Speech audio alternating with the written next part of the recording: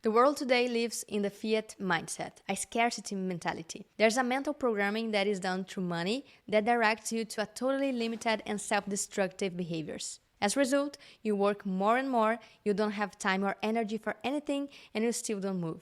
It's the real rat's wheel. I'm Carol, co-founder of Area Bitcoin, the largest Bitcoin school in the world, and in this video I'm going to show you how money programs your brain to leave you trapped in the fiat mentality and prevents you from thriving.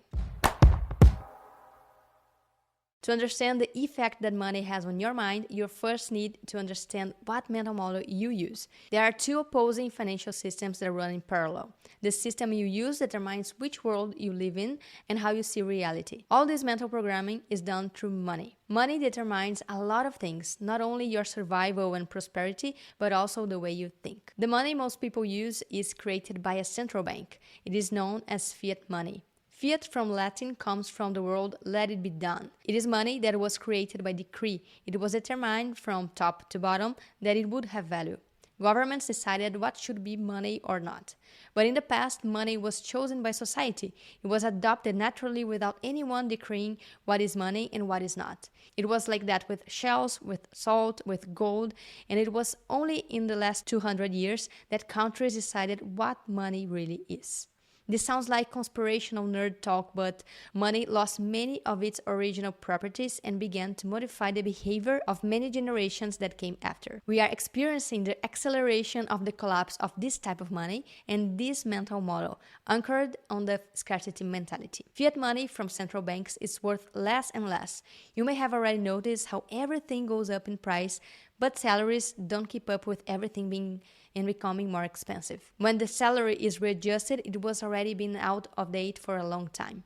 This happens because governments print money faster than people can produce, and this devalues all the money that previously existed. If your salary no longer keeps up with the rise in prices, what you will do unconsciously is work more and do a side job to complement the loss of purchasing power you had. In other words, people are working more and more to have less purchasing power than in the past. An example of this is that a boomer who was born in the 50s or 60s at the age of 30 already had a house and their own car. Today, at the age of 30, we work really hard and can't buy anything. You work more and more and only lives to pay the bills. We don't realize that inflation is a theft of time. When governments print money, they are diluting everyone's working time. The money you received working in the last month, decade or years has its value melted. It destroys the productivity of the entire population by diluting the currency. Imagine that fiat money, like the dollar, melts like an ice cube. When you receive it, you need to spend it soon before it depreciates. In economies with hyperinflation, this is much easier to notice, because people rush to spend on the payday because a few days later, their salary no longer buys anything. This already happened in Brazil, in Zimbabwe, in Nigeria, in Venezuela, and Lebanon. The prices rising creates food shortage, constant repricing, and wealth destruction. In economies that are not hyperinflating, this effect happens at a slower speed and it's little noticed. What you notice is the culture of consumerism and debt. You are encouraged to spend and go into debt all the time. This is classic because this is why credit cards have become so popular. The fiat system forces you to sell the future in order to have things in the present, because at the present, you can no longer buy anything else. But in the future, you'll probably be poorer because your salary will not keep up with the meltdown of money. This is what we call high time preference. You become immediatist and have so much stimulus to consume now that you can no longer postpone a reward.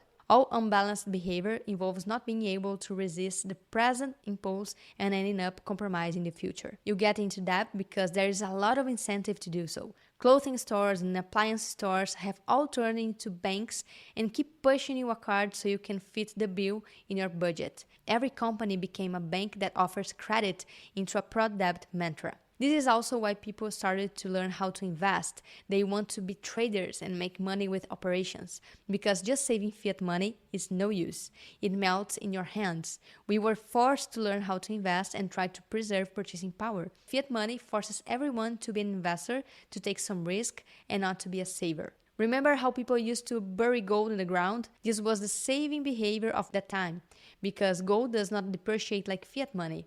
If you bury dollar notes, probably when you use them, they will no longer be worth the same. Until recently, there was no constant money that could not be diluted with the creation of new units. Even gold continues to have new deposits discovered and inflating. Money is our ruler for measuring value. So if money can have its value diluted via monetary inflation, it is like using a shrinking ruler. It's like trying to measure a table and the ruler shrinks until it disappears from your hand. At some point, we will no longer be able to measure anything. Fiat money makes you mismeasure things and waste time working more and more and enjoying life less and less. As Jeff Booth would say, abundant money ends up creating scarcity for the rest of the system. In other words, if money can be printed, it becomes infinite and everything else becomes scarce. Everything else being scarce tends to be more valuable than your own money. If you use more and more and more of your time to have more money, but the money is diluted via inflation, so inflation is a silent theft of time and value. The result of this is a mentality of fear, scarcity, and corruption. Money with broken incentives ends up breaking the ethics and character of those who use it, becoming an endemic mechanism in the population. Well, but there's a system opposite to all of this and in which provides the opposite mentality. Bitcoin.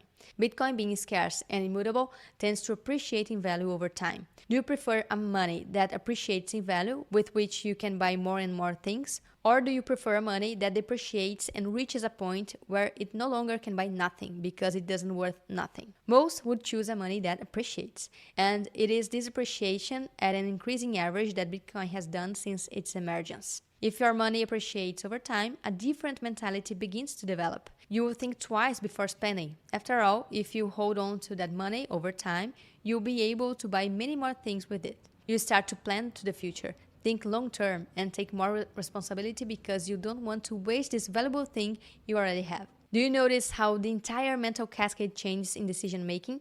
It stimulates what we call low time preference. You end up preferring to follow paths that will bear more fruit in the long term. The amount you spend ends up focusing on growth, on bringing much more benefits. So this inverted mechanism leads your mind to make better decisions, to have self-responsibility, self-management, to develop and commit to the future.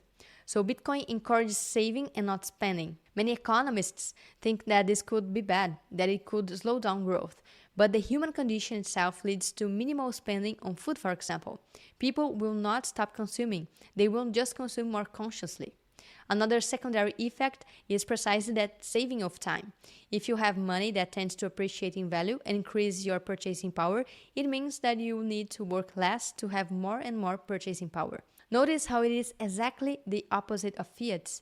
This is because Bitcoin is stable. 1 Bitcoin is equal to 1 Bitcoin. Never before in history has ever been such a precise and constant unit to measure value. Just like 1 meter is always a meter, a kilo is always a kilo, and 1 Bitcoin is always 1 Bitcoin. Bitcoin revolutionizes money because it is the first financial constant, something that has never existed before. So the dollar, gold, everything is variable because the supply of these financial products is variable.